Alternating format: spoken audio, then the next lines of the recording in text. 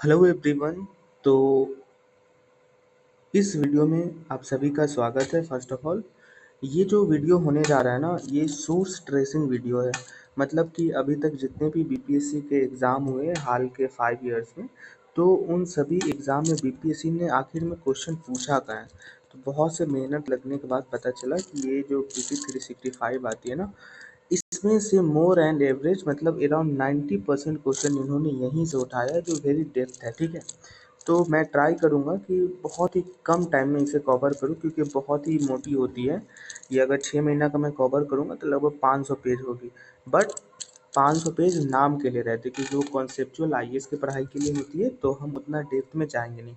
जो हमारे एग्ज़ाम के लिए इम्पोर्टेंट है उसके लिए मैं अपना सेल्फ इंट्रो बता दूँ, तो मैंने टीआरई 1, 2, नेट, जेआरएफ ये सब क्वालिफाई किया है। इसके अलावा भी बहुत से एग्ज़ाम्स हैं जो यहाँ पे मैं उसमें हूँ ही नहीं, तो फिर उसका नाम लेने से क्या फ़ायदा। जो जब तक फाइनल रिजल्ट नहीं हो तब तक उसको यहाँ पे मेंशन करना आई थिंक ये बेवकूफ़ी है। तो आप बस ट्रस्ट करो कि मतलब जो भी चीज़ें आप पढ़ोगे वो टाइम वेस्टेज नहीं होगी। ओके, सो बिना टाइम गवाए आप इस वीडियो को देखिए। So let's be start. तो इस वीडियो में हम कहाँ से कहाँ कवर करने वाले हैं, तो बेसिकली जनवरी टू मार्च तक का करेंगे। ठीक है, और होपफुली नेक्स्ट वीडियो में हम अप्रैल मई जून का 3 महीने का कवर करेंगे, जो ज़्यादा नहीं होगा, डोंट वरी। इस मटेरियल की खासियत क्या है ना, ये सब्जेक्ट वाइज, जैसे पॉलिटी का है,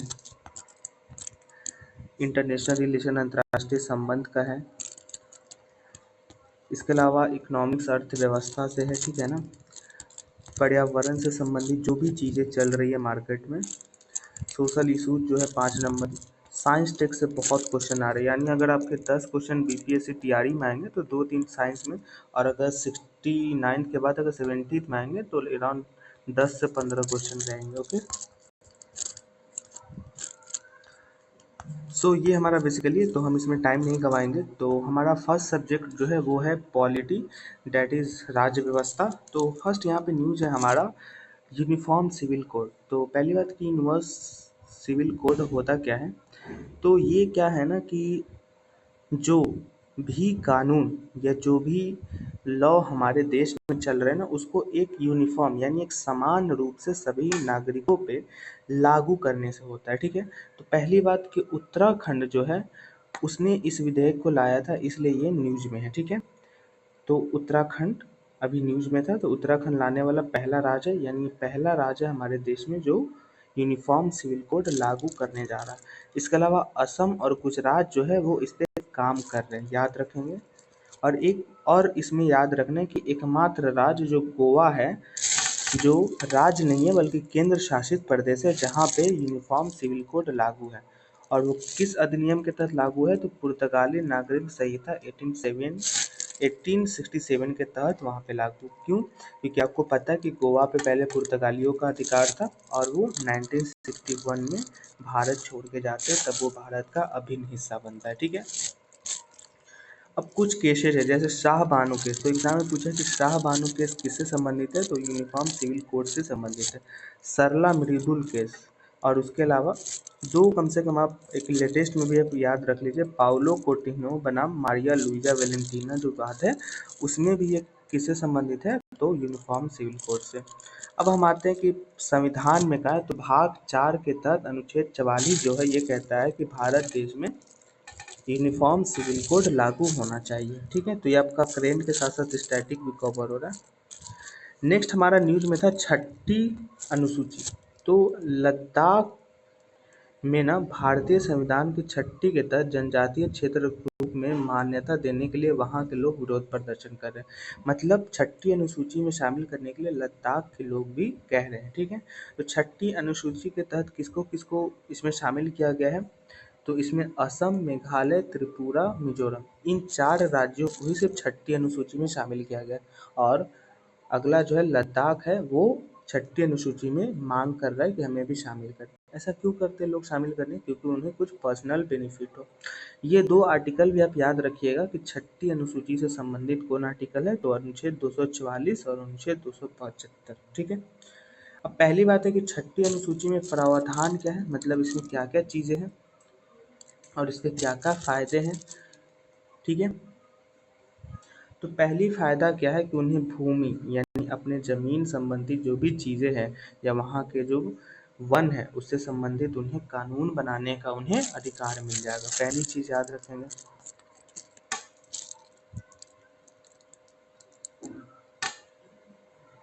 इसके अलावा उन्हें स्थानीय स्तर पे अपने भाषा का प्रचार करने के लिए भी अधिकार मिलेगा। ग्राम और जिला परिषद न्यायालयों के गठन का भी अधिकार मिलेगा। अपना बजट तैयार करने के लिए भी अधिकार मिलेगा। तो ये 6ठी अनुसूची से संबंधित इसका प्रावधान है। ठीक है। एक चीज़ यहाँ पे जो याद रखना है कि पेशा अधिनियम है, जो पेशा अधिनियम जनजातीय समूहों के लिए स्पेशल एक्ट है, जिसके माध्यम से वो अपने ज़मीन वगैरह का, ज़मीन और वन का वो रक्षा करते हैं। तो ये पेशा अधिनियम 5वीं अनुसूची में लागू है, बट 6ठी अनुसूची के तहत ये लागू नहीं है। तो वेरी वेरी इंपॉर्टेंट है। अब देखो कुछ इंपॉर्टेंट आर्टिकल है, जैसे अनुच्छेद 118 आर्टिकल, अनुच्छेद 87 आर्टिकल। अब मैं इसमें ये नहीं बताऊंगा, आपको बस याद रखना है कि क्या होता है। तो अनुच्छेद 118 क्या कहता है कि राज्यसभा में उपसभापति का गठन से संबंधित धन्यवाद प्रस्ताव किसमें दिया है, तो अनुच्छेद 87 में दिया गया है कि धन्यवाद प्रस्ताव राष्ट्रपति लाएंगे। ठीक है ना। तो ये सब आप क्या करना ना, आप सीधे अपना जो बेसिक किताब है उससे आप ले लेना, देख लेना ये सब आर्टिकल। ठीक है। अगला है कि बिना पोर्टफोलियो वाले मंत्री किसे कहते हैं। तो पहली बात है कि किसमें जिक्र है, तो ये भारत सरकार के अधिनियम 1961 है ना, उसी में बिना पोर्टफोलियो वाले मंत्री का उल्लेखना किया गया है। और ये किसके सलाह पे किया जाता है, तो प्रधानमंत्री के सलाह पर इसकी नियुक्ति किया जाता है। इसका कोई विभाग या कार्यालय नहीं होता है, लेकिन ये सभी सुविधा मंत्री जी के अनुरूप ही प्राप्त करता है। लेकिन इसे एक मंत्री के तौर पे वेतन भत्ता नहीं मिलता, बल्कि इसका वेतन भत्ता विधानमंडल के सदस्य के रूप में मिलता है। ठीक है। अगला हमारा है कि भारत के सुप्रीम कोर्ट को 75 वर्ष पूरा गया है।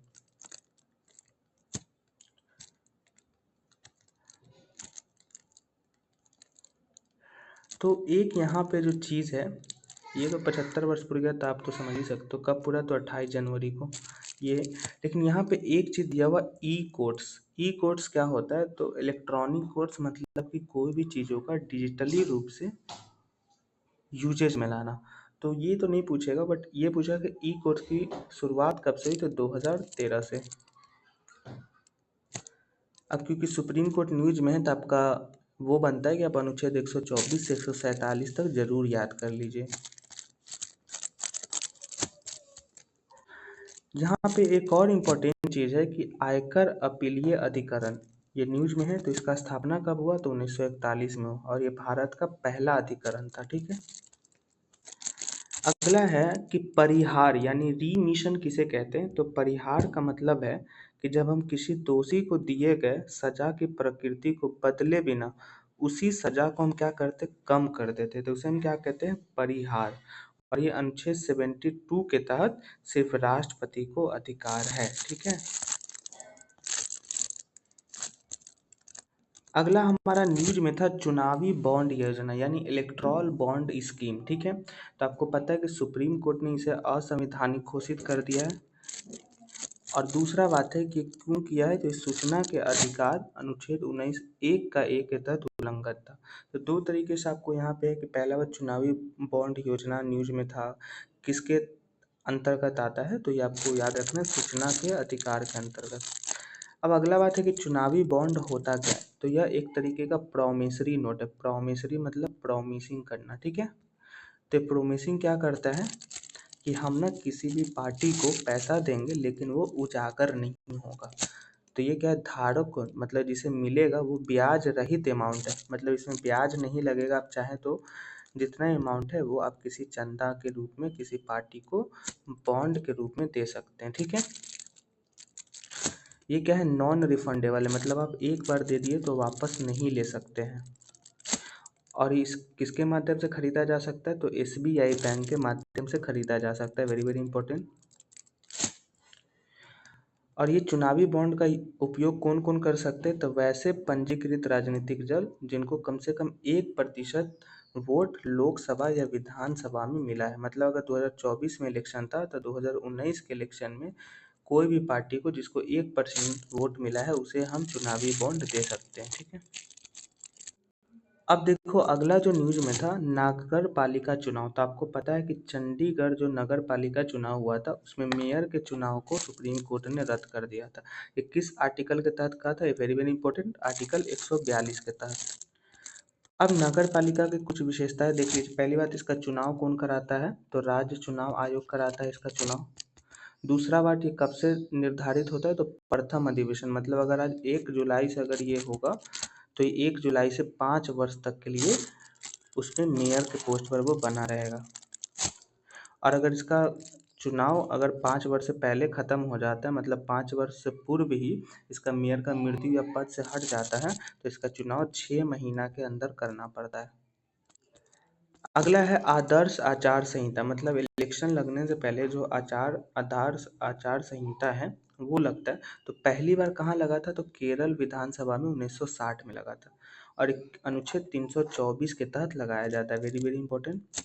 और ये कब से कब रहता है? तो चुनाव कार्यक्रम की घोषणा से लेकर जब तक परिणाम नहीं आ जाता तब तक आदर्श आचार संहिता लागू रहता है। और ये आदर्श आचार संहिता कैसे लागू किया जाता है? तो लोक प्रतिनिधित्व अधिनियम 1951 के तहत। अगला न्यूज इंपॉर्टेंट है कि नामांकन प्रक्रिया, मतलब कोई भी उम्मीदवार नामांकन कैसे ले सकता है इलेक्शन में? तो वो लोक प्रतिनिधित्व अधिनियम 1951 के तहत ले सकता है। और नामांकन दाखिल करने का तिथि कौन निर्धारित करता है? तो भारत का निर्वाचन आयोग, कि वो 1 तारीख से लेकर कितना तारीख तक अपना फॉर्म भर सकता है। वो अपना फॉर्म किसे सौंपता है? तो रिटर्निंग ऑफिसर को सौंपता है। उसे निर्वाचन के लिए कितना मतदाता की आवश्यकता होती है? तो 1 मतदाता की, तभी जाकर वो फॉर्म भर सकता है। लेकिन अगर वो निर्दलीय लड़ रहा है चुनाव कहीं क्षेत्र से, तो उसको कम से कम 10 प्रस्तावक की जरूरत पड़ेगी। कोई उम्मीदवार एक निर्वाचन क्षेत्र से कितनी बार नामांकन दाखिल कर सकता है? तो 4 बार कर सकता है। और एक और इम्पोर्टेंट कि अवकाश के दिन नामांकन दाखिल नहीं होता है। अब देखो अगला न्यूज में है सिटीजनशिप अमेंडमेंट एक्ट। तो आपको पता है कि सिटीजनशिप अमेंडमेंट एक्ट कब लागू हुआ था? 2019 में। और आपको पता है कि अनुच्छेद 11 कहता है कि संसद कभी भी नागरिकता पर कानून बना सकता है, ठीक है। यानी नागरिकता पर कानून कौन बनाएगा? तो संसद। अगला है महामारी रोग अधिनियम 1897 नामक एक रिपोर्ट जारी किया है। कौन जारी किया है? तो भारत का 22वां विधि आयोग। अब इम्पोर्टेंट ये हो जाता है कि भारत में सबसे पहले लागू कौन किया था? तो लॉर्ड एल्गिन के समय में बॉम्बे प्रेसिडेंसी में ब्लूबेनिक प्लेग महामारी फैला था ना, तब ये फिर लागू किया गया था महामारी एक्ट वाला। अगला इम्पोर्टेंट न्यूज था पंडारम भूमि। तो पंडारम भूमि ना, लक्षद्वीप प्रशासन ने क्या किया कि पंडारम भूमि पर पेड़ों की गिनती करने का कार्य स्टार्ट किया, ठीक है। अब है कि पंडारम भूमि किसे कहते हैं? तो पंडारन भूमि उसे कहते हैं जो सरकार के पास मालिकाना हक है, मतलब सरकार किसी भी क्षेत्र में अपना अधिकार जमाती है। तो पॉलिटी में हमारे लिए इतना ही इम्पोर्टेंट न्यूज़ था। अगला हमारा इंटरनेशनल रिलेशन, जो वेरी वेरी इंपॉर्टेंट है। इसमें आपको 1-2 क्वेश्चन तो डेफिनेटली बीपीएससी तैयारी 3 और 4 में देखने को मिलेगा और 17 बीपीएससी में। तो पहला हमारा जो न्यूज़ में था वो था क्वाड। तो आपको पता है कि क्वाड में 4 देश होते हैं, जो एक बार बीपीएससी तैयारी 1 में क्वेश्चन पूछ भी चुका है कि क्वाड में निम्न में से कौन कौन से देश है। तो आपको पता होना चाहिए कि अमेरिका, ऑस्ट्रेलिया, इंडिया और जापान, ठीक है। ये 4 देश किसका हिस्सा है? क्वाड के हिस्सा है, ठीक है। अगला न्यूज में है राष्ट्रमंडल यानी कॉमनवेल्थ। तो कॉमनवेल्थ के ना 75 वर्ष पूरे गए हैं। ये कब अपनाया गया था? तो 26 अप्रैल 1949 को लंदन घोषणा पत्र के माध्यम से राष्ट्रमंडल को अपनाया गया था। राष्ट्रमंडल क्या होता है? तो यह खेल होता है राष्ट्रमंडल सदस्य के देशों के द्वारा, जो आपको पता है कि पहले दिल्ली में भी आयोजित हो चुका है, ठीक है ना। इसमें विभिन्न खेलों के एथलीट्स पार्टिसिपेशन करते हैं। शुरुआत में इसके कितने देश थे? तो 8 देश थे और वर्तमान में 56 देश शामिल हैं। कुछ इंपॉर्टेंट है इसमें कि नाउरू देश जो है राष्ट्रमंडल का सबसे छोटा देश है और सबसे बड़ा देश कौन होगा? नो डाउट भारत ही होगा। अब अगला इम्पोर्टेंट है कि राष्ट्रमंडल में सबसे नवीन देश जो शामिल हुए वह मोजाम्बिक, रवांडा, गैबोन और टोगो। इसकी बैठक 2 वर्ष में एक बार होती है और सबसे लेटेस्ट अभी कब बैठक हुई है तो रवांडा में हुई है। इसका सचिवालय कहाँ है? लंदन। फाउंडेशन कहाँ है? लंदन। बस 2 चीज़ याद रखना है। इसका अपना संविधान वगैरह नहीं है, इसमें सभी देशों को समान दर्जा मिलता है और इसमें अगर मानवाधिकार यानी ह्यूमन राइट का उल्लंघन होगा तो इसे इस समूह से बाहर निकाला जा सकता है। राष्ट्रमंडल खेल कब होता है तो प्रत्येक 4 वर्ष में होता है। ठीक है। भारत में 1983 में हुआ था राष्ट्रमंडल खेल। नहीं, राष्ट्रमंडल शिखर सम्मेलन और 2010 में हुआ था राष्ट्रमंडल खेल। दोनों को दोनों कहाँ हुआ था? नई दिल्ली में। अगला है कि दक्षिण एशिया उप क्षेत्रीय आर्थिक सहयोग, तो इसके तहत ना कोऑर्डिनेट कनेक्टिविटी के रूप में असम में प्रोजेक्ट को लॉन्च किया गया है। ठीक है। ये इसका स्थापना कब हुआ था? 2001 में हुआ था। इसके सदस्य देश, अब नहीं इसको छोड़ो, सदस्य देश छोड़ो। अगला इंपॉर्टेंट है वर्ल्ड इकोनॉमिक फोरम यानी विश्व आर्थिक मंच। इसका गठन कब हुआ था? 1971 में। इसका मुख्यालय कहाँ है? कोलोनी जिनेवा, न्यूजीलैंड में। और इसका वार्षिक बैठक कहाँ हुआ है? तो स्विट्जरलैंड के दावोस में हुआ है हाल में। ये कौन कौन सा रिपोर्ट जारी करता है? तो global competitiveness report, global enabling trade report, gender gap report, global risk report, global cooperation parameter. और कौन कौन सा इंडेक्स जारी करता है? तो inclusive development index, energy transition index. World economic forum के द्वारा जो महत्वपूर्ण पहल किया गया है, जैसे री स्किलिंग रेवोल्यूशन। री स्किलिंग यानी स्किल मतलब कौशल प्रदान करना। नेट जीरो इंडस्ट्री ट्रैकर मतलब नेट जीरो मतलब कम से कम अपशिष्ट पदार्थों का निर्वहन करना।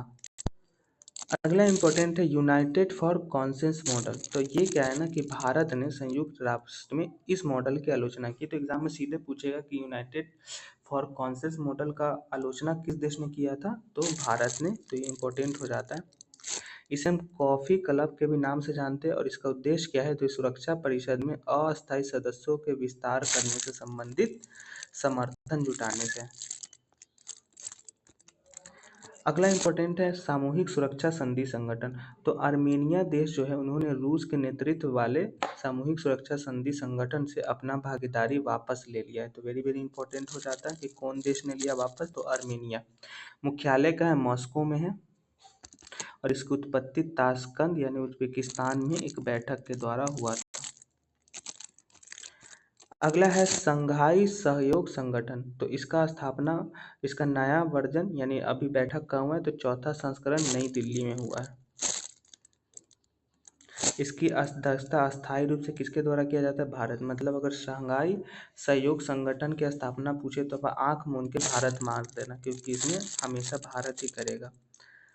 अगला है इकोवास यानी economic community of western Africa state. तो इसमें ना इम्पोर्टेंट इसलिए हो जाता है कि बुर्किना फासो, माली और नाइजर देश, इन तीनों देश ने ना इससे निकलने की घोषणा की। अब वो चाहते हैं कि अब हम इस समूह में नहीं रहे। ठीक है। इसका मुख्यालय कहाँ है? तो अबूजा नाइजीरिया में है। इसकी स्थापना कब हुई? तो 1975 में लागोस संधि के तहत हुआ।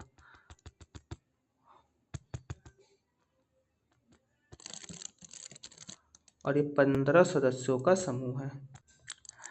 अगला है अफ्रीकी क्लब। तो अफ्रीकी संघ का 37वां शिखर सम्मेलन हुआ और ये कहाँ हुआ? नहीं, बस इतना है कि 37वां शिखर सम्मेलन कहाँ हुआ? तो अफ्रीका में हुआ। ठीक है। अब कुछ जो प्लेस है वो न्यूज में थे, जैसे Kaladan multi modal transit transport. तो पहला बात है कि कालादान है कहाँ पे, है ना? तो ये आपका यहाँ पे है कालादान। ठीक है। अब कालादान पड़ता कहाँ है? तो ये आपका पड़ता है म्यांमार में। तो इसमें पूछेगा क्या कि म्यांमार के विद्रोहियों ने पलेतवा शहर पर कब्जा किया और इसी शहर में क्या है? तो कालादान प्रोजेक्ट चल रहा है। ठीक है। और एक कालादान प्रोजेक्ट चलने का कारण क्या है? तो भारत को म्यांमार के बीच में कनेक्टिविटी प्रदान करेगा। और एक कालादान प्रोजेक्ट कहाँ से कहाँ तक चल रहा है?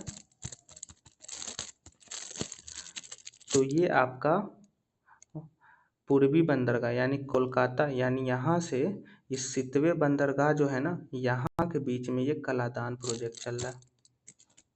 अगला जो न्यूज में था मेकांग नदी, तो इसमें क्या हो रहा है ना कि लवणीय जल के रिसाव के कारण ना ये वियतनाम के फसलों को नुकसान उठा रहा है। तो ये ऐसे ही एग्जाम में पूछता है कि बताइए किस जल के रिसाव के कारण, किस नदी में के कारण फसलों को वियतनाम में वो नुकसान उठाना पड़ रहा है। तो ये आप कह सकते हैं मेकांग नदी, और कहाँ पड़ता है, वियतनाम में। ठीक है,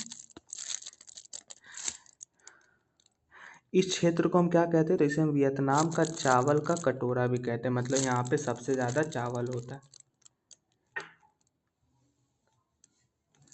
इसके अलावा वियतनाम का एक शहर है लाओस, ये ना इसी नदी के उफान के कारण खतरा का सामना कर रहा है।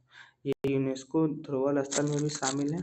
इसका उद्गम कहाँ से, तो तिब्बत के पठार से, और ये विलीन कहाँ होता है, तो दक्षिण चीन सागर में। ठीक है, ये देखिए मेकांग डेल्टा, यहीं से ये नदी प्रारंभ होती है और यहाँ चाइना में दक्षिण चीन में जाकर खत्म हो जाता है। अगला जो न्यूज में था इंडोनेशिया, जिसका राजधानी कहाँ है, जकार्ता। तो भारत और इंडोनेशिया के बीच में 75वां जो पॉलिटिकल रिलेशन है उसके बारे में इसमें दिया गया है। इसके जो द्वीप है ये बार बार एग्जाम में आते हैं, जैसे सुमात्रा, जावा, कालीमंतन, पपुआ, सुलवेशा, तो ये आपको याद रखना है। इसी इंडोनेशिया में एक है जावा गर्त, जो हिंद महासागर का सबसे गहरा बिंदु है, मतलब वहाँ पे सबसे ज्यादा गहरापन है। ठीक है, इसकी सबसे ऊंची चोटी कौन है, तो पुंजक जयो।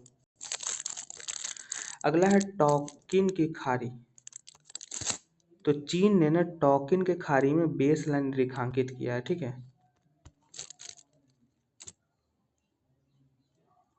इसीलिए ये न्यूज में है। ठीक है, बस इतना ही याद रखना।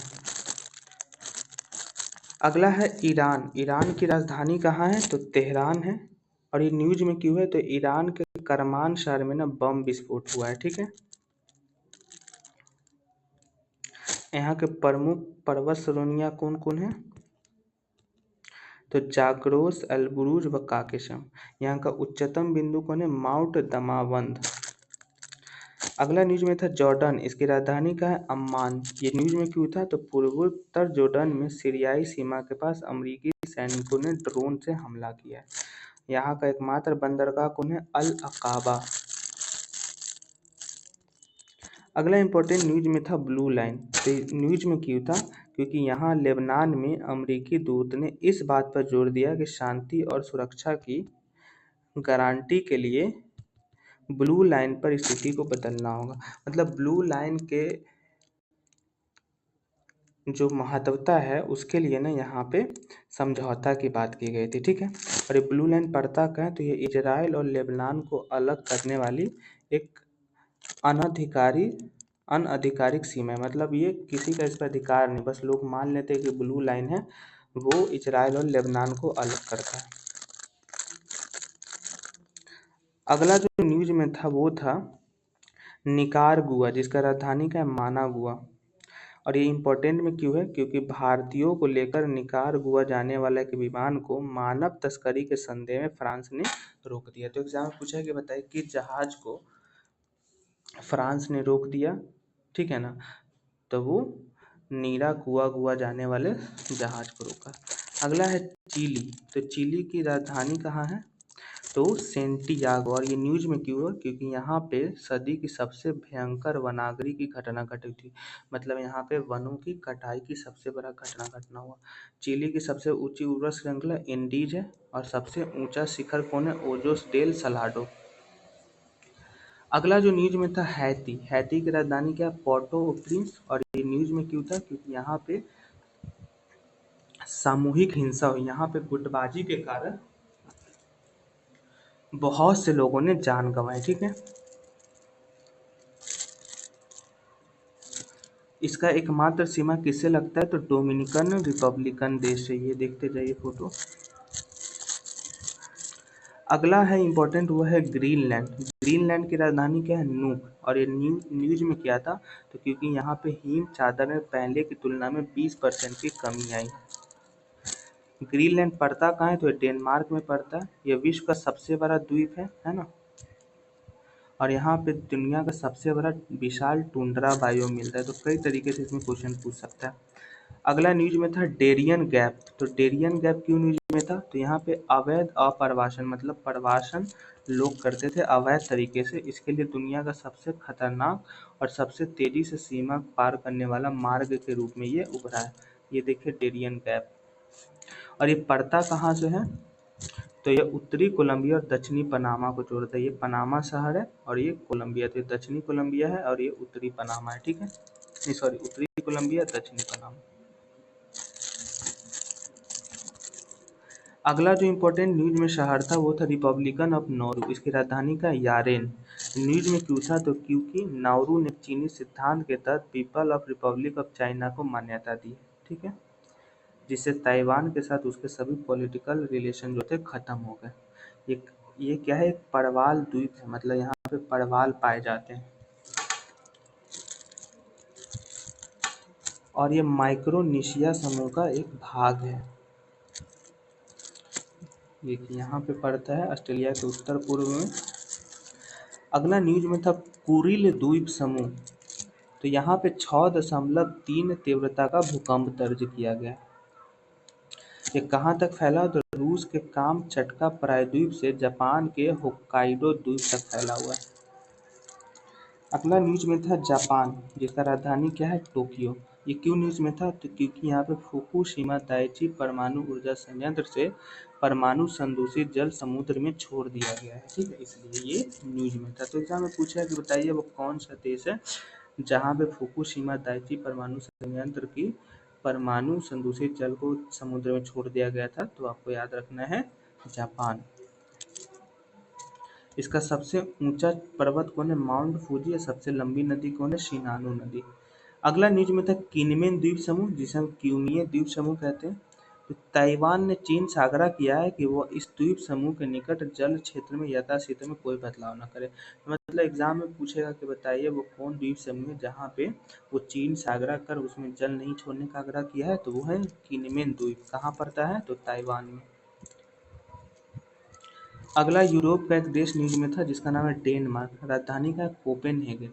ये क्यों न्यूज में था? क्योंकि यहाँ की महारानी मार्गरेट द्वितीय ने 52 वर्ष तक सिंहासन पर आसीन रहने के बाद अपना पद को त्याग दिया है। ठीक है, और ये जो रानी है यूरोप की सबसे लंबे समय तक राज करने वाली रानी बनी है।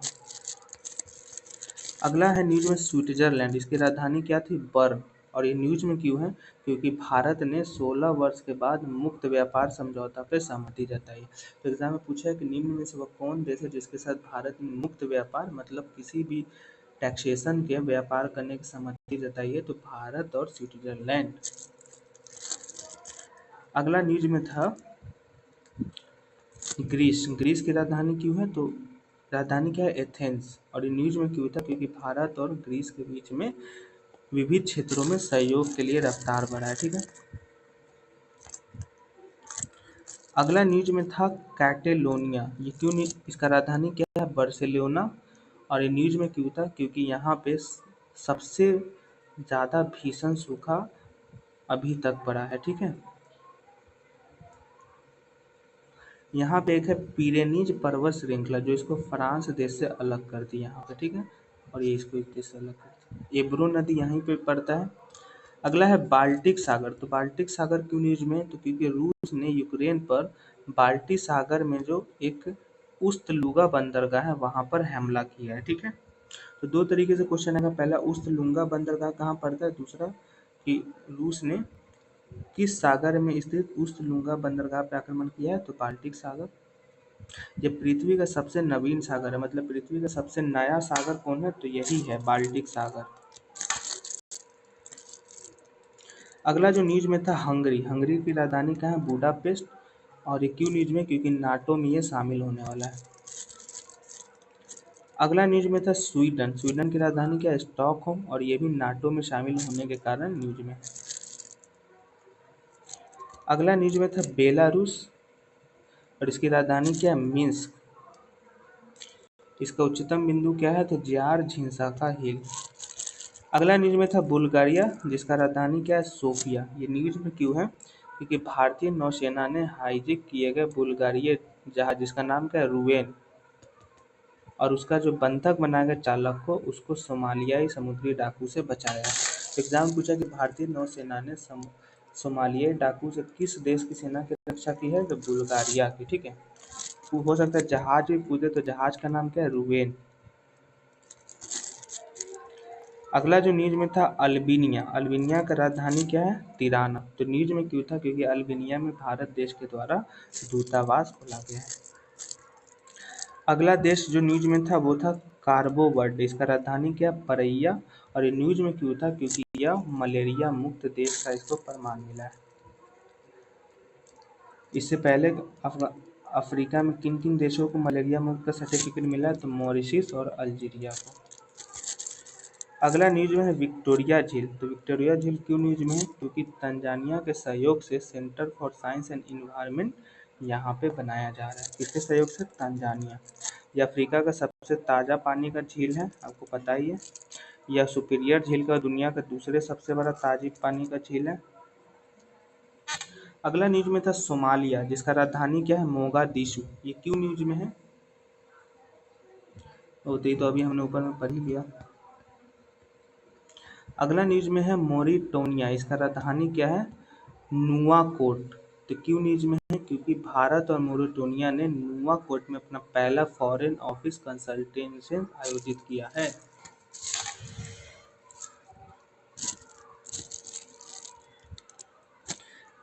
यहाँ पे स्थल के रूप में इंसेलबर्ग शामिल है। इंसेलबर्ग किसे कहते हैं, जहाँ मैदानी या समतल क्षेत्र में तीव्र ढलान वाली पहाड़ियाँ या छोटे पहाड़ होते हैं। अब कुछ इम्पोर्टेंट चीज़ें हैं, जैसे यहाँ पे दिया हुआ है अंतर्राष्ट्रीय समुद्री सीमा रेखा और कुच्चा तीवू का मुद्दा। तो आपको पता है कि कुच्चा तीवी जो है ये श्रीलंका में पड़ता है, ठीक है। और श्रीलंका में भी कहाँ, तो जैसे यहाँ है ना, तो एक तमिलनाडु वाला क्षेत्र में। तो भारत के जो प्रधानमंत्री थे ना, नेहरू जी, तो उन्होंने क्या किया था कि कच्चा तीवू को गिफ्ट, नहीं नेहरू जी नहीं थे, कोई और प्रधानमंत्री थे शायद, मुझे याद नहीं आ रहा। तो उन्होंने क्या किया था ना कि कच्चा तीवू जो है तमिलनाडु का द्वीप आइलैंड, उसे श्रीलंका को गिफ्ट कर दिया था, जिससे बाउंड्री पे झगड़ा नहीं हो।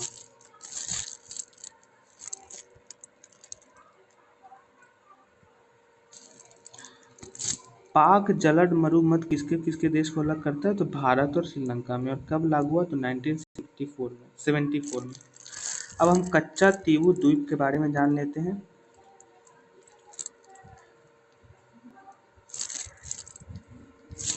तो ये रामेश्वर के उत्तर पूर्व श्रीलंका के डिफॉल्ट द्वीप के पास पड़ता है, ठीक है। यहीं पे कच्चा द्वीप है भारत का, रामेश्वरम स्थल है, ठीक है ना। यह मछली पकड़ने वाला क्षेत्र है, ठीक है। 1974 समझौता के तहत कच्चा तीवू को किसे दे दिया गया था, तो श्रीलंका को।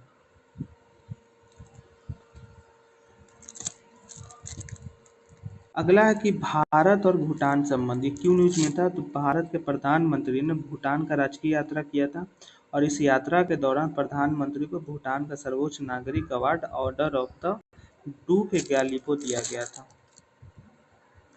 और ये सम्मान पाने वाले पहले विदेश मंत्री हैं।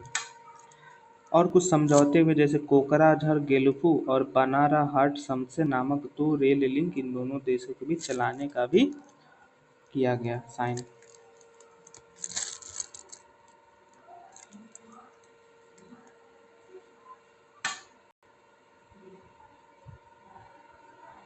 इसके अलावा और समझौता, जैसे जल विद्युत परियोजना के क्षेत्र में क्या समझौता हुआ कि कुरीचू, ताला चूखा और मांगतेचू में विद्युत परियोजना इस्तेमाल किया जाएगा।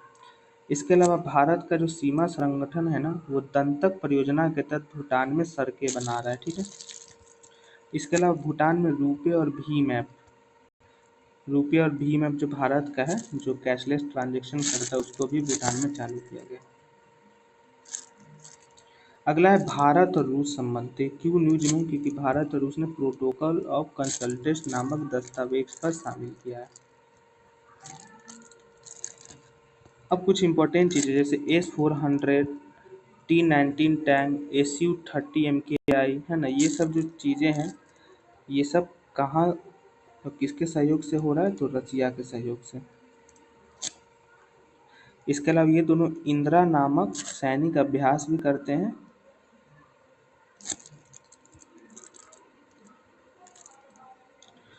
रूस में कुछ और चीज़ें, जैसे ये विश्व का सबसे बड़ा देश है, ये दुनिया का सबसे गहरी झील बैकाल झील रूस में ही पड़ता है। इसका उच्चतम बिंदु माउंट एल्ब्रस है। इसके अलावा भारत और रूस ने कुडनकुलम परमाणु ऊर्जा संयंत्र के लिए भी समझौता किया है। कुछ और इम्पोर्टेंट में था, जैसे गुट निरपेक्ष आंदोलन, इसका 19वां शिखर सम्मेलन कहाँ आयोजित किया गया? तो युगांडा के कंपाला में। उसके अलावा इसका नया सदस्य कौन बना है? तो साउथ सूडान।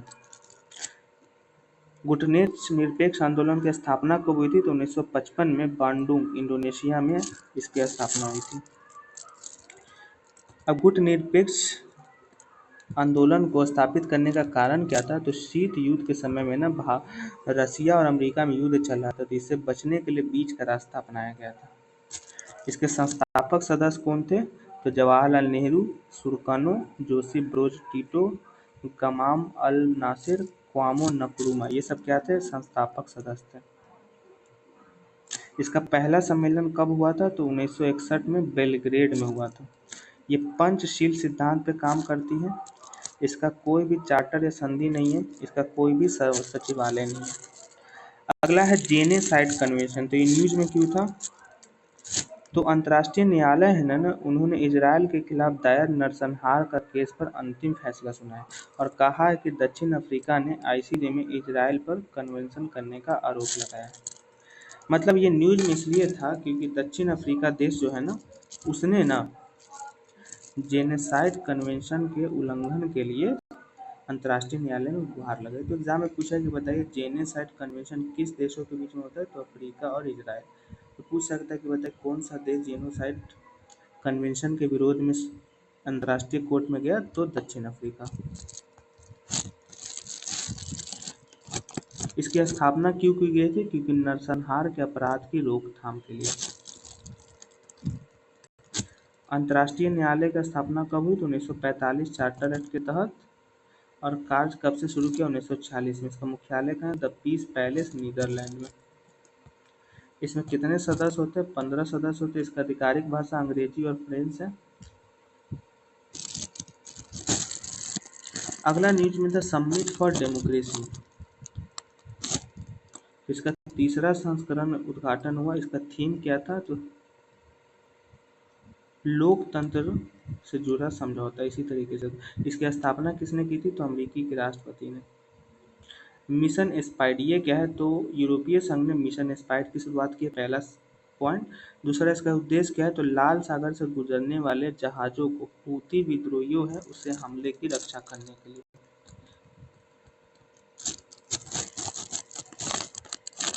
अगला है द वाइमर ट्रायंगल। ये न्यूज में क्यों था? क्योंकि जर्मनी, पोलैंड और फ्रांस के विदेश मंत्रियों ने इसको फिर से एक्टिव करने के लिए मुलाकात की, इसलिए न्यूज में था। ये क्या है? तो ये एक क्षेत्रीय समूह है जिसकी स्थापना 1991 में हुई थी और इसका उद्देश्य क्या है? तो यूरोप के लिए एक साझा विजन विकसित करना, जिससे अगर कोई भी यूरोपीय कंट्री पे कोई प्रॉब्लम आएगी तो उसका हम मिलकर समाधान करेंगे। अगला न्यूज है अफगानिस्तान के मुद्दे पर क्षेत्रीय वार्ता। तो ये कहाँ किया गया आयोजन? तो बिश्केक, किर्गिस्तान में किया गया। ठीक है। ऑपरेशन इंद्रावती किससे संबंधित है? तो भारत हैती से, यानी हैती में जो विद्रोह हो रहा है उससे आक्रमण निकालने के लिए ऑपरेशन इंद्रावती लॉन्च किया। हेनले पासपोर्ट इंडेक्स क्या है? तो इसे इंटरनेशनल एयर ट्रांसपोर्ट एसोसिएशन द्वारा बनाया जाता है। इसमें कुल 227 गंतव्य और 199 पासपोर्ट शामिल किए जाते हैं। भारत का स्थान 80वां है और पहले नंबर पर कौन देश है? तो France, Germany, Italy, Japan, Singapore और स्पेन, यानी 6 देश हैं। मुक्त आवाजाही व्यवस्था भारत और म्यांमार के बीच में शुरू हुआ है। बिना वीजे के एक दूसरे के देश के 16 किलोमीटर तक अंदर जाना कर सकते हैं। इसके अलावा कुछ और इम्पोर्टेंट चीज़ है, जैसे Kaladan multi modal project Bharat और म्यांमार के राजमार्ग यानी सड़कों के सुधारने के लिए चल रहा है। ग्रे जोन युद्ध क्या होता है और ये न्यूज में क्यों था? तो भारत ने चीफ ऑफ डिफेंस स्टाफ यानी सीडीएस ने रायसीना डायलॉग के 9वें संस्करण में इसमें ग्रे जोन मुद्दे को उठाया है, ठीक है। रायसेना डायलॉग का 9वां संस्करण। अब यह कि ग्रे जोन युद्ध होता क्या है, तो ये ना किसी प्रतिद्वंदी यानी किसी भी अपोजिट के खतरा महसूस करने पर उस पर हमला किए जाने का एहसास कराता है बिना नुकसान के। मतलब हम तुम पे गोली भी चलाएंगे, तुम्हारा मर्डर भी नहीं होगा, है ना। तो ये कब कराता है, तो जब उसे लगता है कि कोई हम पे अटैक कर सकता है। इसे हम क्या कहते हैं, ग्रे जोन युद्ध।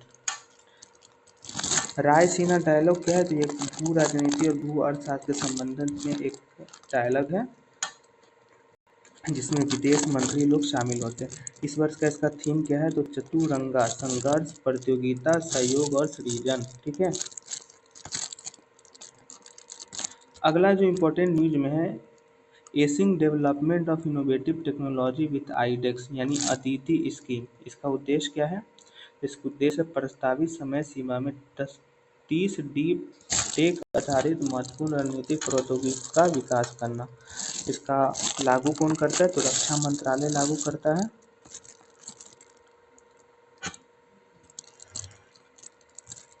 अगला है रक्षा औद्योगिक गलियारा, तो कहाँ खोला गया, उत्तर प्रदेश में। दूसरा कहाँ खोला जाएगा, तमिलनाडु में।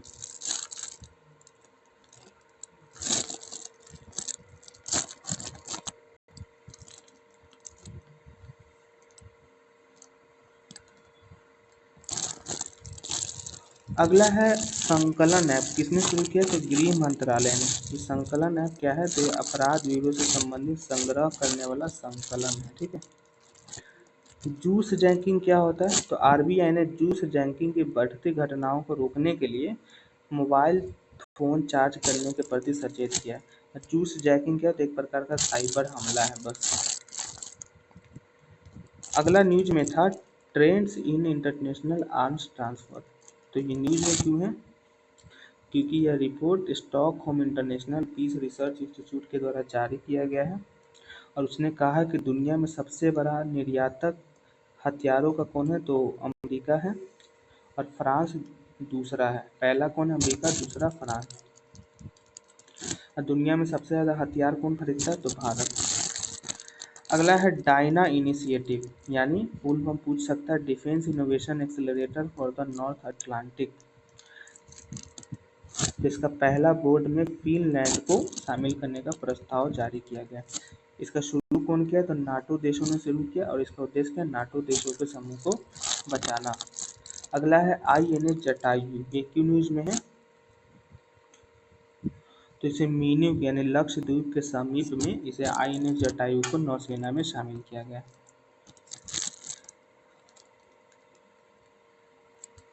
अगला है आईएनएस संध्या, ये क्यों न्यूज में है, तो ये सर्वे वेसल लॉन्च से संबंधित पहला पोत है, ठीक है।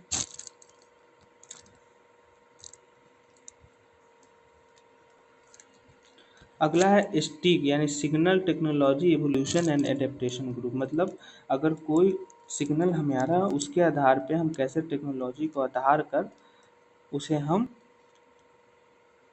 चुनौतियों को रोक सकते हैं। अगला है ऑपरेशन संकल्प, तो ऑपरेशन संकल्प के 100 दिन पूरे हो गए हैं और ये क्यों था, तो ऑपरेशन संकल्प समुद्री हितों की रक्षा करने के लिए था। अब कुछ अभ्यास न्यूज में थे, जैसे अमेरिका के साथ कौन अभ्यास है, तो टाइगर ट्रायम्फ। किर्गिस्तान पे कौन था, तो खंजर।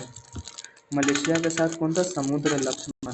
थाईलैंड के साथ कौन था, अयुथ्याता सैन्याभ्यास। सेशल्स के कौन था, तो लमीतिया। ये सब भारत और जैसे भारत और यूए के बीच कौन था, डेजर्ट साइक्लोन।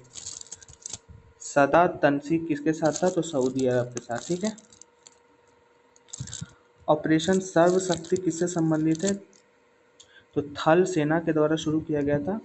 किस उद्देश्य के लिए, तो जम्मू कश्मीर में आतंकी गतिविधियों को रोकने के लिए, ठीक है। भारत शक्ति का क्या है, तो ये तीनों सेनाओं का फायरिंग और युद्ध अभ्यास जो राजस्थान के पोखरण में हुआ उससे संबंधित है। अब जैसे अभ्यास डिजर्ट नाइट किससे संबंधित है, तो फ्रांसीस वायुसेना और यूएई सेना के साथ भारत के सेना का वायुयान का किया गया अभ्यास है। अभ्यास दोस्ती किन देशों के बीच में होता है, तो भारत, मालदीव और श्रीलंका। और इसका पर्यवेक्षक कौन बना है, तो बांग्लादेश। सी ड्रैगन किसके बीच होता है, तो अमेरिका, ऑस्ट्रेलिया, दक्षिण कोरिया और जापान के साथ।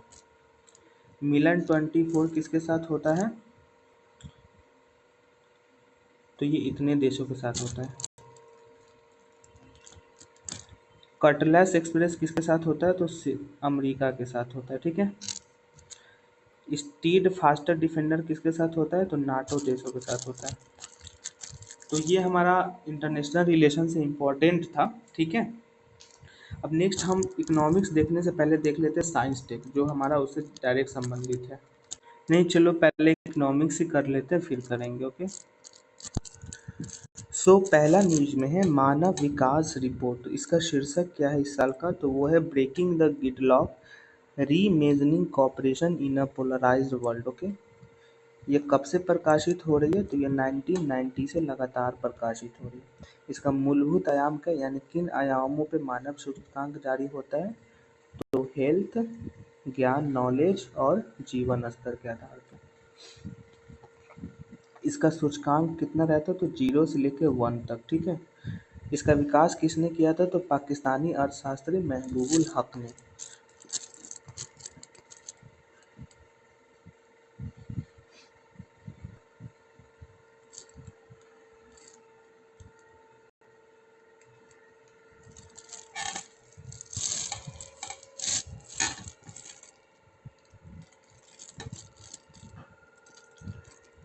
इसमें कुल 193 देशों ने पार्टिसिपेट किया था। स्विट्जरलैंड को पहला स्थान मिला था, दूसरा नॉर्वे और तीसरा आइसलैंड को मिला था। और भारत को कितना मिला था? तो 134।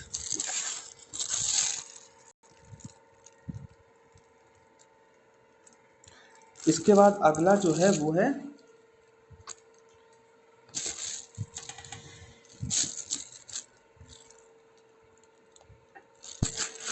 लैंगिक असमानता सूचकांक। तो ये कौन जारी करता है? तो ये भी यही जारी करता है, मानव विकास के द्वारा ही, ठीक है। इसमें भारत 108वां स्थान पे। इसका आयाम क्या है? जनन, स्वास्थ्य, सशक्तिकरण और श्रम बाजार। बहुआयामी गरीबी रिपोर्ट कौन जारी करता है? तो ये भी यही जारी करता है। लैंगिक विकास सूचकांक भी यही, यानी मानव विकास सूचकांक भी ह्यूमन डेवलपमेंट इंडेक्स के अंतर्गत ही जारी किया जाता है।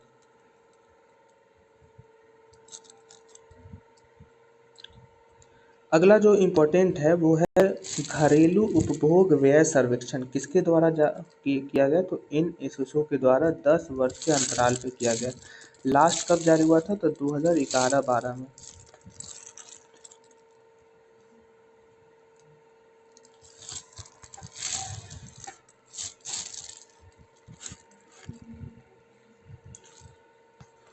जो इम्पोर्टेंट अगला एसटीजी प्रगति रिपोर्ट। तो ये किसने जारी किया है? तो एशिया और प्रशांत सागर के लिए संयुक्त राष्ट्र आर्थिक एवं सामाजिक आयोग ने जारी किया है। ये 17 सतत विकास लक्ष्यों के हिसाब से जारी किया गया है।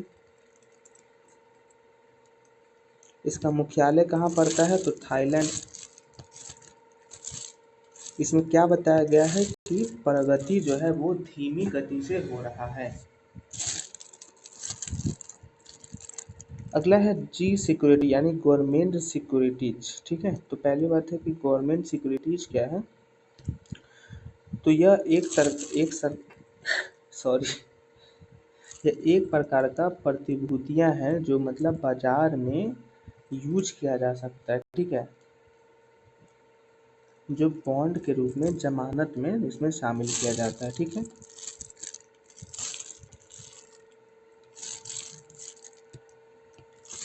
राज का एक व्यापार योग्य इंस्ट्रूमेंट है, ठीक है ना। ये सब तो आप इकोनॉमिक्स के मूल में पढ़ोगे। एक जो यहाँ पे इम्पोर्टेंट है कि डेटेड जी सिक्योरिटी क्या होता है? तो ये सरकारी बॉन्ड या दिनांकित प्रतिभूतियाँ होती हैं जिनकी अवधि 1 वर्ष से लेकर 5 से 40 वर्ष के बीच तक होता है। अगला जो न्यूज में है यूपीआई। तो यूपीआई में क्या हुआ है ना कि इसमें भुगतान संबंधित सीमा 1 लाख से बढ़ाकर 5 लाख कर दिया गया और 24 घंटे में यूपीआई पेमेंट की अधिकतम लिमिट 1 लाख कर दी गई है। यूपीआई को स्थापित कब किया गया था? तो 2016 में एनपीसीआई यानी भारतीय राष्ट्रीय भुगतान निगम के द्वारा शामिल किया गया। अभी कहाँ कहाँ यूपीआई से लोग भुगतान करते हैं? ओमान, अरब, फ्रांस, नेपाल, भूटान आदि देशों में। एक और यूपीआई ने लॉन्च किया है यूपीआई 123 पे। तो ये क्या है? फ़ोन फीचर, मतलब जो स्मार्टफोन है उसमें लागू किया गया है, ठीक है। और जो इनिशिएटिव है जैसे हेलो यूपीआई, तो इसमें क्या है ना, केवल वॉइस मतलब बोल कर हम पैसा ट्रांसफ़र कर सकते हैं। अगला है भारत बिल पे कनेक्ट। इसमें हम केवल हाय बोलकर या मिस कॉल देकर हम क्या कर सकते हैं? बिल ले सकते हैं कि किसने किसको पेमेंट किया है। अगला है भारत में कार्ड नेटवर्क। न्यूज़ में क्यों है? क्योंकि आरबीआई ने एक कार्ड नेटवर्क जो है बिजनेस कार्ड, उसके उपयोग पर रोक लगा दिया है।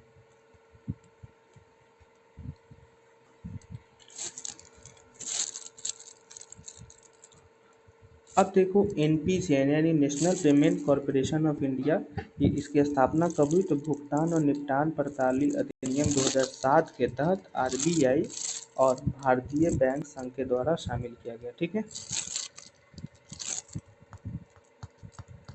जो इम्पोर्टेंट है, फालतू की चीज़ें इसमें बहुत है तो वो क्यों पढ़ेंगे हम।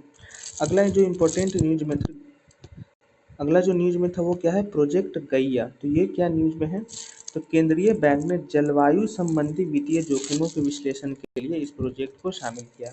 इसमें क्या होता है? तो ये bank for international settlement hub यानी इंटरनेशनल सेटलमेंट यानी उसकी सेटल करने के लिए कोई भी चीज़ों का मतलब कोई भी पैसा संबंधित, उसके लिए ये एक हब बनाया गया है। अगला न्यूज में था भारत बिल पेमेंट से सिस्टम। तो इसको किसके तहत अधिनियमित किया जाता है? तो इसको भी भुगतान अधिनियम 2007 के तहत किया जाता है। अब ये सब तो आप जानते ही हो। इसमें जो नया चीज़ है वो है कि आईपीपी यानी संस्थागत प्लेसमेंट कार्यक्रम का है, जिसके तहत केवल वित्तीय संस्थान ही पेशकश में भाग लेते हैं, मतलब जो नीलामी लगती है उसमें। सीपीएससी एक्सचेंज ट्रेड फंड क्या है? ईटीएफ यानी एक्सचेंज ट्रेडेड फंड, ये क्या है? तो ये इसमें क्या करते हैं? बिक्री वगैरह करते हैं, मतलब शेयर का, ठीक है। अगला जो न्यूज में था शॉर्ट सेलिंग। तो सुप्रीम कोर्ट ने सेबी को इस तथ्य की जांच करने के दिया है कि क्या शॉर्ट सेलिंग में जो हिडनबर्ग की रिपोर्ट है इसमें नुकसान हो रहा है। तो ये इसका रिपोर्ट था। अब शॉर्ट सेलिंग होता क्या है? तो यह किसी कंपनी को शेयर नहीं रखने के बावजूद स्टार स्टॉक मार्केट में शेयर को बेचा जा सकता है, उसे हम क्या कहते हैं? Short selling. अगला जो न्यूज में था विश्व व्यापार संगठन।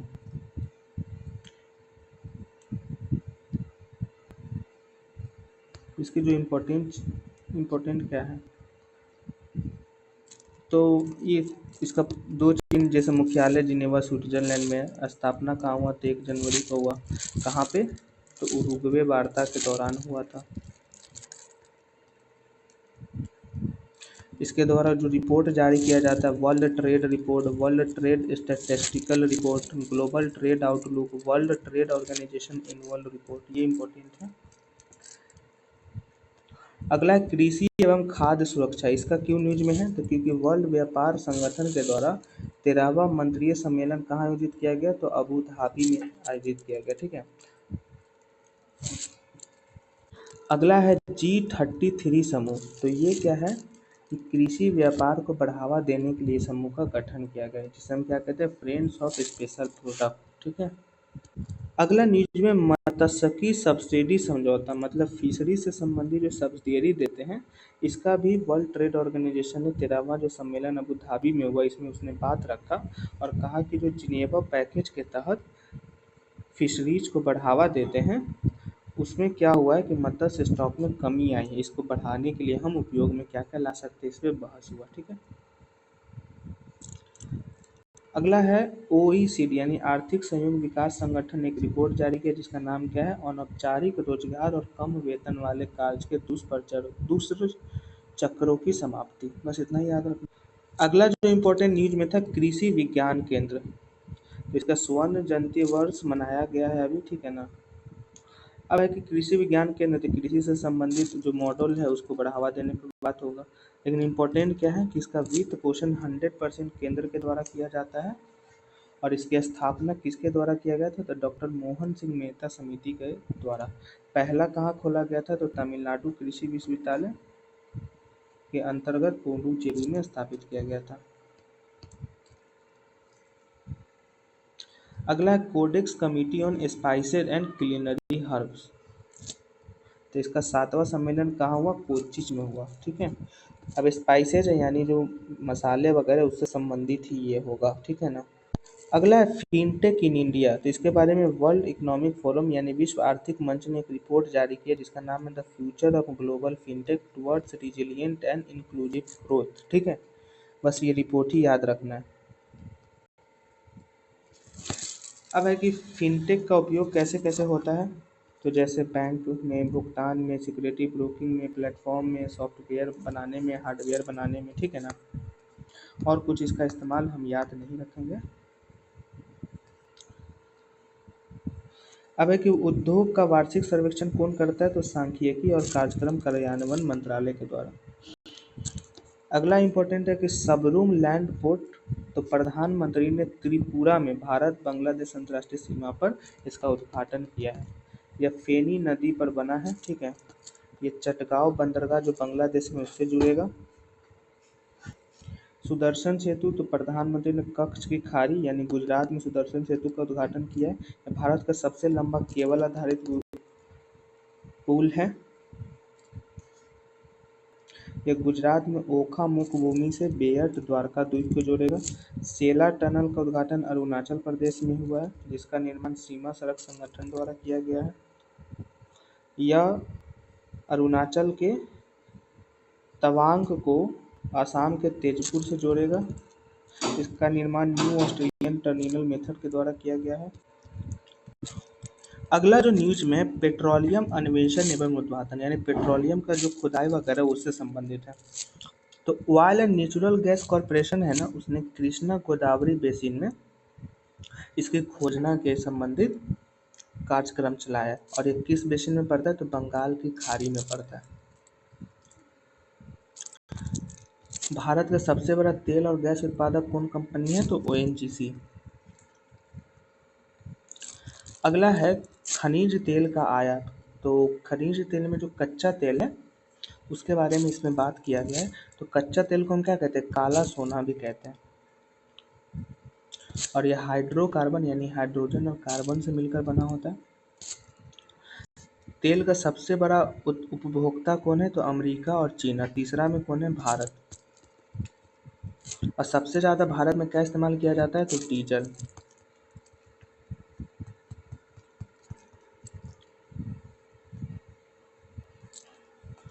अगला है विश्व बौद्धिक संपदा संगठन। तो इसका स्थापना कब हुआ, 1967 में। यह भी यूएन का एक अस्थायी सदस्य है, यूएन के द्वारा बनाया गया है। यह विश्व बौद्धिक संपदा रिपोर्ट जारी करता है। अगला है फंड्स ऑफ फंड स्कीम। तो इसको भारतीय लघु उद्योग बैंक सिडबी ने प्रभाव powering a resilient and agile Bharat for the advancement of visionary startup नामक कृषि मूल्यांकन रिपोर्ट जारी किया। ठीक है। और ये क्या करेगा, भारतीय स्टार्टअप इकोसिस्टम से संबंधित जो चीज़ें उसके बारे में ये बताएगा। कौन है इसका क्रियान्वयन करता है, तो सिडबी।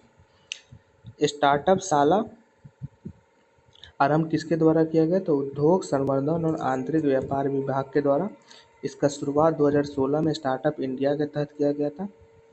ये क्या करेगा, तो उद्यमियों के लिए एक अलग अलग जो माध्यम हो जैसे ज्ञान, नेटवर्क आदि में मदद करेगा। बस स्टार्टअप मतलब कोई भी स्टार्टिंग करना बिजनेस से संबंधित है। तो ये हमारा इकोनॉमिक्स खत्म हुआ। नेक्स्ट हमारा है इन्वायरमेंट जो वेरी वेरी इंपॉर्टेंट है।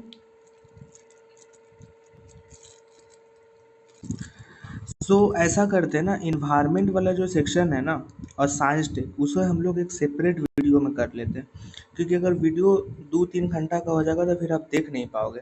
इसलिए मैंने सोचा कि कल्चर को इसमें करा देता हूँ। तो मतलब जो एक साइड है, मतलब जिसका वेटेज कम है एग्जाम में, उसको एक साइड करते हैं और साइंस टेक और इन्वायरमेंट को एक साथ करते हैं। ठीक है, तो दोनों का 1-1 घंटा का लगभग हो जाएगा, तो आपको देखने में भी अच्छा लगेगा। अगर एक ही वीडियो में हो जाएगा तो फिर वो मज़ा ख़राब हो जाएगा, ठीक है। तो पहले कल्चर करते, फिर इन्वायरमेंट और फिर साइंस टेक, मतलब वो दो एक वीडियो में, बाकी ये एक वीडियो में, ओके। तो पहला हमारा न्यूज में मराठा मिलिट्री लैंडस्केप। तो यूनेस्को ने, ये क्यों न्यूज में, क्योंकि यूनेस्को ने इसको अपने विश्व विरासत सूची में शामिल करने के लिए आमंत्रित किया है। अब जो इम्पोर्टेंट बात है, जैसे सालहेर जगह है, यही मिलिट्री लैंडस्केप में, यहाँ पे मुगल और मराठा के बीच में युद्ध हुआ था। शिवनेरी किला, यहाँ पे महाराज छत्रपति शिवाजी का जन्म हुआ था। अगला न्यूज में था माँ कामाख्या एक्सेस कॉरिडोर। तो ये क्या है ना, इसमें प्रधानमंत्री ने महाकामाख्या एक्सप्रेस कॉरिडोर की आधारशिला रखी। कहाँ पड़ता है, तो असम में पड़ता है।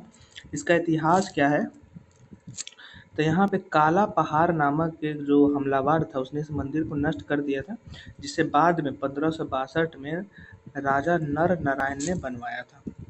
इसका उल्लेख हमें समुद्रगुप्त के इलाहाबाद स्तंभ लेख में मिलता है। अगला जो न्यूज में था लेपाक्षी मंदिर यानी श्री वीरभद्र मंदिर, क्यों न्यूज में था, तो पहली बात है कि आंध्र प्रदेश में स्थित है और ये विजयनगर साम्राज्य के द्वारा बनाया गया था। ये त्रिकूट शैली में है, मतलब जिसमें भगवान के 3 अंश एक साथ मिले हुए। अगला था गुरुवायूर मंदिर, इसे दक्षिण भारत का द्वारका के नाम से जाना जाता है, भगवान विष्णु का मंदिर है।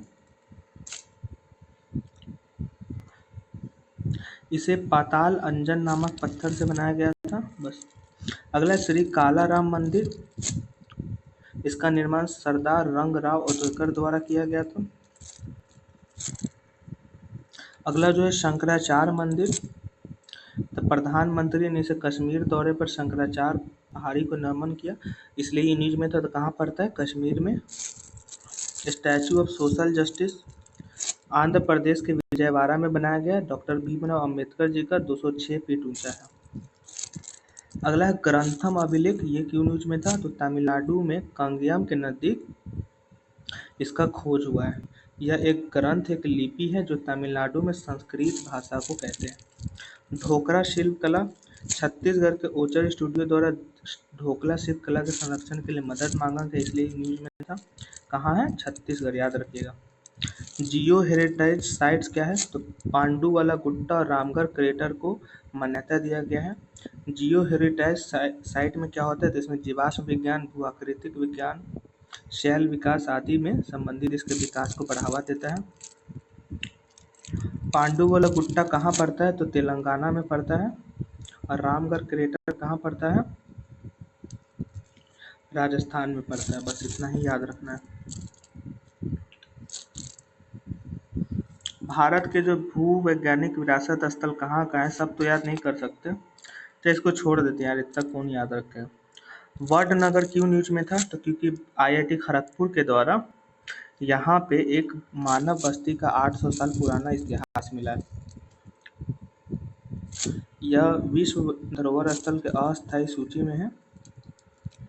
यहाँ पे बहु सांस्कृतिक और बहु धार्मिक स्थल के रूप में से पहचान किया गया है।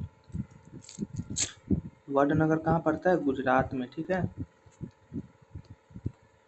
कोचरब आश्रम न्यूज में था, तो प्रधानमंत्री ने साबरमती आश्रम का दौरा किया और इसका उद्घाटन किया। 12 मार्च 1930 को गांधी जी ने गुजरात में साबर नदी आश्रम तट से ही नमक संग्रह का शुरू किया था, और यहीं पे गांधी जी ने क्या किया था, दक्षिण अफ्रीका से लौटने पर इसका स्थापना किया था। इस आश्रम को बनाने में सहायता कौन किया था, जीवनलाल देसाई। अब कुछ पर्सनालिटी न्यूज में है, जैसे लचित बोरफुकन, तो क्यों न्यूज में है, क्योंकि प्रधानमंत्री ने असम के जोरहट में इनकी कांच की मूर्ति स्टैचू ऑफ वेलर यानी वीरता का प्रतिमा का उद्घाटन किया। यह एक अहोम साम्राज्य के सेनापति थे। सराय घाट का युद्ध क्यों फेमस था, तो क्योंकि इसी सेना में अहोम सेना ने मुगल को पराजित किया था। अहोम साम्राज्य की स्थापना किसने की थी, तो राजकुमार सुकाफा ने किया था। इसकी राजधानी चराई देव थी। रानी चेन्नम्मा न्यूज में है, क्यों न्यूज में है, क्योंकि इनकी 200 वर्षगांठ मनाई गई है। इन्होंने कित्तूर का जो युद्ध लड़ा था, कित्तूर का युद्ध इसको अंग्रेजों के खिलाफ पहला भारतीय सशस्त्र विद्रोह के रूप में माना जाता है। ठीक है, इसमें संगोली रायन्ना ने भी महत्वपूर्ण भूमिका निभाई थी। नाना जगन्नाथ शंकर सेठ क्यों न्यूज में है? क्योंकि रेल मंत्रालय ने मुंबई सेंट्रल स्टेशन का नाम इनके नाम पर रख दिया है। कुछ पुरस्कार न्यूज में, जैसे भारत रत्न पुरस्कार किसको किसको मिला? पीवी नरसिम्हा राव, चौधरी चरण, एम स्वामीनाथ, लाल कृष्ण आडवाणी, कर्पूरी ठाकुर। किसके द्वारा दिया जाता है? तो राष्ट्रपति के द्वारा दिया जाता है, उत्कृष्ट सेवा के लिए। इसकी स्थापना कब हुई? 2 जनवरी 1954 को राजेंद्र प्रसाद जी के द्वारा। अनुच्छेद 18 के तहत ये उपाधियों का अंत में इसे हम विशेष पुरस्कार के रूप में मतलब देखते हैं, ना कि इसे उपाधि के रूप में देखते हैं। ठीक है, विदेशियों में किन्हीं किन्हें मिला है? तो Khan Abdul Ghaffar Khan, Mother Teresa, Nelson Mandela लोगों को। पहले ये मरणोपरांत नहीं दिया जाता था, लेकिन 1966 में लाल बहादुर शास्त्री जी की मृत्यु के बाद पहली बार इसे देना प्रारंभ किया गया, मरने के बाद। ठीक है, 2014 में सचिन तेंदुलकर स्पोर्टमैन थे और सबसे कम उम्र के व्यक्ति पाने वाले अवार्डी थे। प्रत्येक वर्ष 3 पुरस्कार ही दिए जा सकते थे, लेकिन 2024 में 5 दिया गया और 1999 में 4 दिया गया, जो रेयर है। चौधरी चरण सिंह को क्यों दिया गया? क्योंकि उन्होंने ऋण मुक्ति विधेयक के तहत किसानों को मदद में बहुत ही मदद किया था। इनकी कुछ रचनाएं हैं, जैसे evolution of zamindari, aggregator revolution in Uttar Pradesh, joint farming, X ray the problem and it's solution, India's poverty and it's solution, India's economic policy, economic nightmare of India. ये आप छोड़ भी सकते हैं, याद भी कर सकते हैं।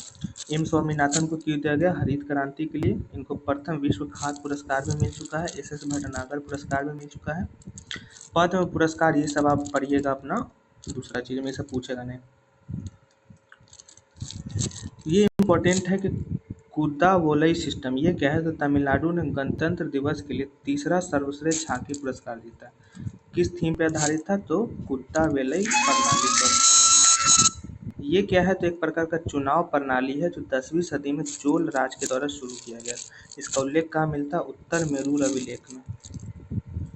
प्रधानमंत्री राष्ट्रीय बाल पुरस्कार कितनों बच्चों को दिया गया? तो 19 बच्चों को। ये बाल एवं महिला मंत्रालय द्वारा दिया जाता है। ज्ञानपीठ पुरस्कार किसे मिला? तो स्वामी रामभद्राचार्य जी को और गुलजार जी को। इसकी स्थापना 1961 में की गई थी। 1965 से भाषा दिया जाता है, साहित्य क्षेत्र में प्रदर्शन किया जाता है, केवल भारतीय नागरिक।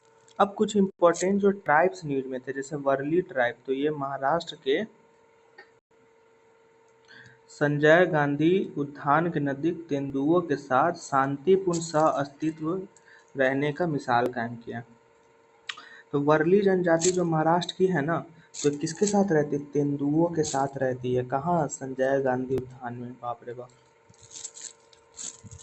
अगला है ब्रू जनजाति, तो इसने क्या हुआ? तो मिजोरम के ब्रू शरणार्थियों का अंतिम समूह अस्थायी रूप से त्रिपुरा में बसा, इसलिए ये न्यूज में था। कहाँ का है? मिजोरम का। एग्जाम में पूछा कि बताइए कहाँ के शरणार्थियों, किस ट्राइब के शरणार्थियों को अंतिम रूप से त्रिपुरा में बसाएगा? तो ब्रू ट्राइब्स को।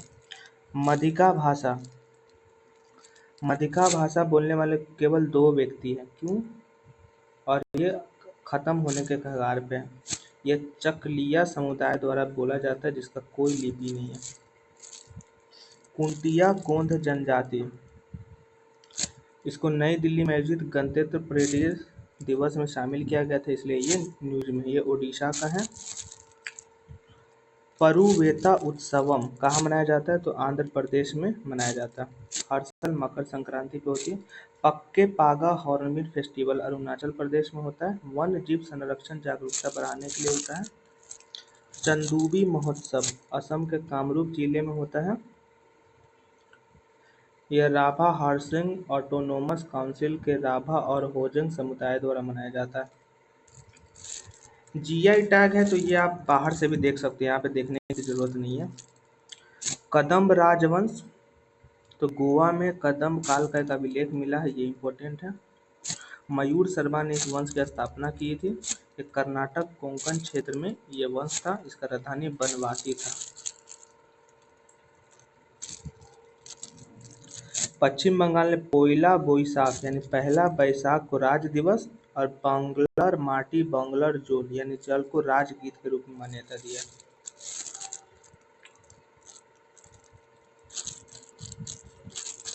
तो ये हमारा था। बाकी इन्वायरमेंट और जो साइंस टेक का बचा वो हम सेपरेट वीडियो में देख लेंगे। फिर हमारा दिसंबर टू मार्च यानी जनवरी से मार्च तक का 3 महीने का करेंट अफेयर लगभग 2 घंटे में ख़त्म हो जाएगा, जो वेरी वेरी इंपॉर्टेंट है। आई होप आपको अच्छा लगा हो। हमने वही चीज़ों को इसमें शामिल किया है जो एग्जाम पॉइंट ऑफ व्यू से इम्पोर्टेंट है। सो नेक्स्ट वीडियो में मिलते हैं। Thank you so much.